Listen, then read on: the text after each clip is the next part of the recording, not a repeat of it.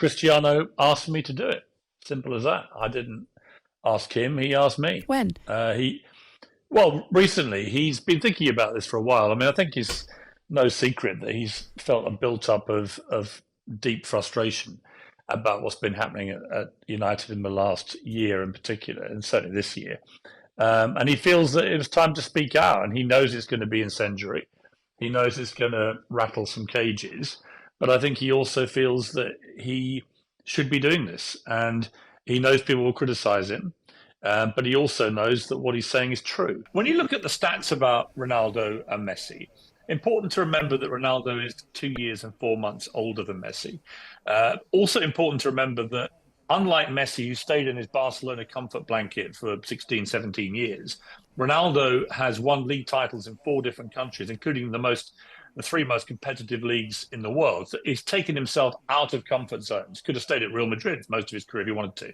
But he's deliberately taken himself into new leagues, new battles, new challenges. Even coming back to United last season was a big thing for him to do. Whereas Messi's only ever done it for Barcelona, where all around him the entire time were the world's greatest players. Ronaldo has often had to lead that line pretty much on his own. So I think if you look at career goals, Champions League goals, Ronaldo's way ahead. He's better in the air. He's better with both feet, albeit Messi has a left foot wand. I can rack up a pretty large sheet of facts, which I think leads you to the conclusion that not only is Ronaldo the GOAT, but Messi is only the second biggest GOAT from Argentina. It's over. There's no more debating. I mean, I was one of them people who, said Messi needs to win a World Cup to go down as the greatest ever, because Maradona for me won it for Argentina in '86, and because Messi's from Argentina, there's that argument. Well, he's not even the GOAT in his own country because Maradona is. But for me now, he is the greatest ever to play the game. Piers Morgan can't come on the radio station anymore and talk about Ronaldo being the GOAT, because he is not. Now, we had Frank Warren on talkSPORT, wasn't it? And he was saying, look, we was ready to go. We was going to give 40%, and they still don't want to know. It's unbelievable. Will that ever happen, do you think? I don't know, How long is a piece of string? How long do we have? Maybe you've called him out many times. Many times, but maybe that fight can happen when we're both 55 years old. One for the good golden oldies. I don't know. It hasn't happened all this time, and it doesn't even look like happening at the moment. He doesn't hold any belts. I'm the champion. I've offered him the fight, but he didn't take it. So it is what it is. Yeah. I'm not here to slate him. He's got his own reasons, and I'm not here to call him any names at all. I've got my own business to think about. I've got Usyk, who seems to be very willing as of yet. But, however, I must mention this. Usyk was offered the fight instead of Derek Chisora for December, and they said no. So they said, we're going to wait till next year. So we'll see. We'll see how good the man's word is. Yeah. He's been undisputed cruiserweight champion. He's fought Joshua twice. I think he's had, 4 fights heavyweight now? Yeah. So, yeah, we'll see. I think he's willing. He looks willing. And we're looking to put on an amazing show. Would he trouble you at all, Tyson? I know there's respect there because he can box this guy. Yeah. But your reach and your height advantage and your power is surely too much for him. I would like to think that there's not a man born yet that can beat me in my own era, for sure. But, you can never underestimate anybody. I trained so hard for Derek, even though I've beaten him twice before. I put a 9-week camp in. I was celibate for 7 weeks for Derek Chisora. That's how much I respected him as an opponent. And I trained really hard for him. And it was like, everyone was saying, well, you've already beat the guy. Why are you doing all this sacrifice? I'm like, I'm making sure that he don't beat me in the third one. So even though that I'm a lot taller than this guy and I outweigh him by 2 or 3 stone, I would give him the utmost respect as a proper opponent for me. I'd like him to be adaptable, like change it up, because you can't keep playing like this. If you're going to play defensive football, that's fine, but don't give up shots. I mean, we play defensive football and we give up crosses, we give up shots, we give up possession, and it is kind of like, well, what are we really about? We've got we've got Kane and we've got Son, and we need to be better. Let's have a go at teams, and we always feel like we're chasing the game. Keep going goals behind, And look, Newcastle were a decent team. They were a really good side. I looked at their side and thought, okay, this is a proper side. The midfield's better than ours. You know, Joe Linton was fantastic. Bruno Guimaraes, what a player he is. Almiron was different class.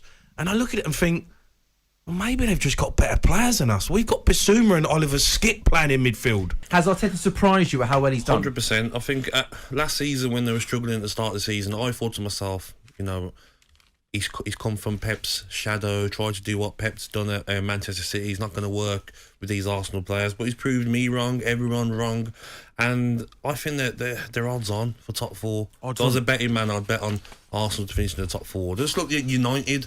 They look stronger at the back with Saliba.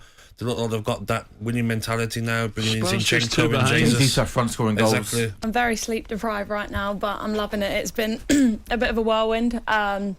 It kind of all happened overnight, really, in terms of like everything that's come after. But yeah, it was an unbelievable month of football for us, and I think the team was a really special group, and maybe that's why we came out on top. Serena set the standard from the first prep camp, really. Well, to be honest, ever since she came in, the kind of dynamic of the team changed. To go to European Championships back-to-back without losing a game is unbelievable with two different teams. So, yeah, she came in and she set the bar, and then as a team we kind of all bought in, and yeah, the team togetherness was unbelievable throughout. And yeah, it definitely helps when you're like 1-0 down to Spain in the quarters, or you're 1-0, like you equalise with Germany, and yeah, it was crazy. Trent, I don't know, for the first goal, he gets 1-2'd. Don't get me wrong, going forward, world class, but defensively, he's getting found out. Mitrovic come over the top of him at Fulham. Junior, what's his name? Vinicius Junior in Champions League final, does him at the back post. He gave the ball away for the goal against Palace. Last night, he jogs out to Alanga. He gets 1-2'd and then walks. Comes to Sancho in the box. Van Dijk should have gone out and closed the ball down, so it's partly his fault as well. But if Trent keeps running, he gets his foot in when he chops back inside. Hollywood superstar Mickey Rourke is a big fan of yours and once did the robot dance with you on a night out. True or false? I've got a feeling this could be... Well, what do you think? I think it could be true. Yeah, it's true. Yeah, it's true. Yeah, he's a strange one. He is. I'm not a big fan He's of a mine. strange one. He is. It was at the wrestler he was in. He was in the wrestling. Yeah. He's mad.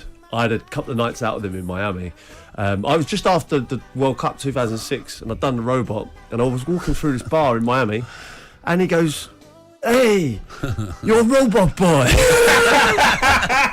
I said you, and I go, right, I said, "You're Mickey Rourke," and he goes, "Yeah." Anyway, we've had a night out with him. It was amazing, great night out. He showed us Miami. It was amazing. Anyway, next night he calls us again. He goes, "I'll take you out." I said, "Great, we had a great night." Did you give it night two? Leave off a bit. No, listen, I said, you right, night two. We're out again. Bang, Mickey Rourke, great night again. Anyway, next day, I swear, we wake up in the morning. Get a knock at the door. I swear to you, this is true. I've got a picture of him, me and him doing the robot at home. I look through the little, the thing, and then we're rooming together, me and my mate. Turn around and go, "It's Mickey Rourke." He's a pain. He's a pain in the back. He's like, get rid of him. So we had to get rid of him day 3. He slipped a letter underneath the door saying, I had a great night with you guys, and we'll go for dinner tonight. And well, we pied him off. 2 nights is enough with me. I know. I'm just going for some more plastic surgery. I know. What's he done to his face? I know he'd had a bit done, hadn't he? Oh dear. Right, here we go. So that was true. In 2007, you nearly hit Liverpool teammate Dirk Kuyt with a go-kart on a team bonding exercise. Yeah, it's true, yeah. Yeah, it was just before the Champions League final, and we went for a bit of, I think we were in Spain or Portugal, and we went go-karting. And as I came into everyone had stopped in the pits, and as I came in, I came in fast, obviously, for a bit of fun. Went out on the brakes, gone, no brakes. Oh dear. So then, I've talked about it before, but I saw it was literally Alonso or Kuyt, and I thought, who do we need most? Went straight into Kuyt. Oh yeah, you actually hit him? No, to be fair to him, he was so quick. As I went into the pits, and my brakes had gone, I didn't know what to do. Yeah. And he sort of spread his legs and I just went through the middle of them, and then I went back out on the track, and then you must have headbutted him, you know where. Yeah, You must have done, probably. You must have done. You must have caught my cracker. The night before your wedding to Abby, you popped out for a few drinks, but ended up getting a bit carried away, Pete. There's never one with that, is there? Well, I'm waiting for the answer. Well, yeah, the answer is obviously, she's in a different part. We don't see each other before the wedding. So Where are you? London? We were in Leicestershire. We got married. All right. Yes, Ilford Park. It was lovely. Oh, I've been there. You've been Beautiful. there. Yeah, beautiful. Really nice. Well, everything was there. We had the chapel. We had a golf course. Yeah. We had the little coach house. We were shooting clays there and golf. Yeah, Yeah, beautiful. it's really nice. Yeah, and then obviously, so all your mates have turned up you haven't seen for so long, and then you just get a bit excited, don't you? Go out, yeah. I was a bit excited. I think I'll be honest, it spilled over to sort of the next day. Really, it was 6 a.m, and anyway, I've sort of seen us downstairs. I'm on the terrace still having a drink. Yeah, but I had a suit on, so she thinks, I'm late. He's ready. I'm still going. So anyway, she's banging on the door. I've seen her. I've legged it back to the room. I'm back in the room, and I've pulled my covers up. Anyway, she's got a key. She's come in, and I'm lying there like this, like. Oh, you alright, babe? Like pretending to be asleep. Anyway, she's whipped the covers off me. I'm fully clothed. I've got shoes on and a bottle of Peroni. For me, you got caught. It's not even that you just got caught. Someone's filmed you surreptitiously. Your mate or your brother, whoever it was that was filming you, has filmed you, and you're performing to the camera, and you think it's all right to treat a cat like that, and treat any kind of living creature like that in front of your kid. He's doing these things to this cat, which are just, for me, sickening. And what sort of a person are you where you do that to begin with? And secondly, what sort of a person are you that when you know you're being filmed, you think it's funny to perform, and then it's going to go out on social media? I think there's some serious issues with that person. You've got beat by Brighton and beat 4-0 by Brentford in the opening games of the season. The performances have been absolutely disgraceful. Agreed. I was at a football club like Wolves, and we had a really good squad, way too good to go down, but we did, because you lose belief, you lose hope, you lose that kind of confidence in yourselves, and then the fans turn on you. Now, I'm not saying Manchester United are going to go down, but they are in that position. Not one player in that team has got any confidence, any belief in their own ability. You tell me how that's going to change. Ten Hag's on the side, just sat there not saying nothing, making changes at half-time that make no sense. The tactical awareness of them is an absolute joke. You can't tell me that you can turn up at Brentford and get beat 4-0 and think that you're going to be okay this season. You can talk about top 6. Can we talk about how bad Manchester United are, though? Yeah. I mean, because they were a disgrace. Like, they were a disgrace, Ali. I mean, it's unacceptable the way Christian Eriksen is playing centre mid. He's not a centre midfielder. He's a number 10. Yeah. I mean, you brought in Casemiro. You spent 50 million quid on him. You're not playing him. And, the defending from set pieces, the way they just fall apart. I mean, come on. It's a local derby. Gareth Bale. Oh, what a guy. What a guy. He never used to train, though. Really? On a Friday, he'll come out, right, and then literally he'll do the warm-up. I'll be like, how you feeling, guys? Obviously, big player for us. How you feeling? Hamstring. So what do you mean? Jay, I'm gonna do the rondos and I'm gonna do the warm up and that, but then I'm gonna just sort of like we used to do young v old under AVB, young v old, and then he'd just be on the side. He was laid down on the side and watch it, and I'd be like, what's wrong with this guy? Then we'd go in. He'd be on the massage bed for 2 hours. It would get a massage and it would get like just releases, like all the trigger points and all that sort of stuff. I say to the lads, like, what's wrong with him? And then the next day, in the morning, how you feeling, guys? He'll go out and he's like a machine. Like, literally, he's like a machine. He used to get it and just knock it past people and just run. Remember, he used to try and keep up with him and just get in the box and that. But he's a nice guy as well. Loved his golf. Really good in the change rooms with the lads. Just nice, humble family man, but never used to train. Can I also say, just coming back round? Oh, look, she's coming back. You're not finished. You're not finished. I'm not finished. No. Go on. Okay, let's just compare for a second, just because you're Spurs and I'm Arsenal, for example. Go on. Like, we don't have a world-class manager. We have a manager who's very much at the beginning of his tenure. Right. So, yeah, finishing top 4 is an overachievement for Arsenal, where they are at the moment. Who did we bring in? No, I don't think it's an overachievement. It's an achievement. It's an overachievement. Why aren't you finishing top 4? Well, I mean, it's not happened yet, so this is all theory. But what you've got Antonio Conte, and you've got one of the best strikers in the world in your team. He has a great connection with human Yeah, Son. but we haven't won Premier League titles. We haven't been, but where Arsenal have been. But clubs change, and you're saying where they've been. But it's been a fall from grace. Yeah, exactly. Arsenal have had a fall from grace. Exactly, that's the point. But they haven't fell off a cliff. They've Well, still they been did there fall or off a cliff. thereabouts. Are you serious? We were bottom of the league at one point. We finished 10th. It's a massive fall from grace. I don't think it's an overachievement for Arsenal to finish in the top 4. So at the beginning of the season, when you did your predictions, were Arsenal in the top 4? No. So it's an overachievement to finish in the top 4. No, but I don't think it is. Where did you think they were going to finish? 6th, 7th. Okay, that's cool. where I thought they would finish. So in my maths, that's quite an overachievement. But not Come for on, Arsenal. fight back harder. But not for Arsenal Football Club. talkSPORT Breakfast, waking you up Monday to Friday morning from 6 a.m. on AM, on DAB, via the talkSPORT app and on your smart speaker. talkSPORT.